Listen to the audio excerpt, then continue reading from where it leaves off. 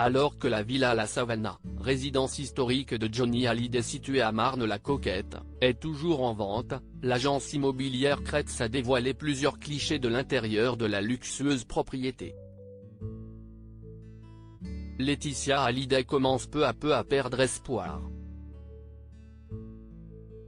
Voilà des années maintenant qu'elle tente par tous les moyens de vendre la Savannah, la sublime villa qu'elle a héritée de Johnny Hallyday à Marne-la-Coquette.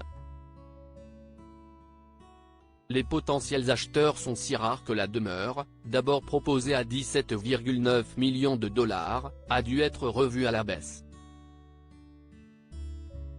Soucieuse de la vendre au plus vite afin d'éponger ses dettes auprès du fisc, la maman de Jade et Joy a accepté de baisser ce prix à 10,5 millions d'euros en donnant le mandat de vente à une famille qui est loin d'être inconnue du grand public.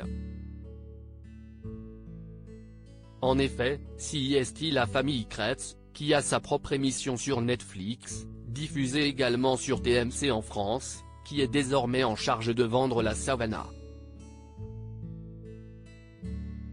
Fort d'un carnet d'adresses bien rempli et d'une expérience solide en matière de biens d'exception, le clan espère enfin réaliser l'exploit de trouver un acquéreur. Sur sa page officielle, la célèbre famille a donc publié plusieurs photos mettant en valeur la villa historique de Johnny Hallyday. La villa de Johnny Hallyday ne trouve pas d'acquéreur comme en attestent les clichés dévoilés et les détails donnés par l'agence, la villa La Savannah a tout pour séduire. Avec une surface habitable de 900 mètres carrés, un terrain de près d'1 hectare, un court de tennis, une salle de cinéma, 5 chambres, 2 grands dressings et même une dépendance de 60 mètres carrés pour un gardien, la propriété fait rêver. Sans compter sa dimension historique, puisque CIST au sein même de celle-ci que l'idolé des jeunes a rendu son dernier souffle, dans la nuit du 4 au 5 décembre 2017.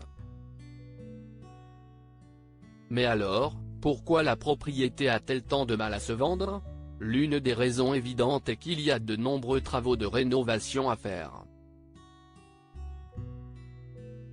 Alors que la piscine mérite une totale réfection, elle n'est d'ailleurs pas vraiment mise en avant sur les photos dévoilées par l'agence, certains murs sont un peu vétustes. Par ailleurs, sa renommée liée à Johnny Hallyday fait fuir les acheteurs les plus discrets. Difficile d'acquérir un bien aussi célèbre en restant anonyme et secret sur le prix effectivement payé pour l'avoir, avaient souligné nos confrères de Public il y a quelques mois. Reste à voir si quelqu'un finira par mettre la main au portefeuille. Tous les clichés de la villa La Savannah sont à découvrir ici.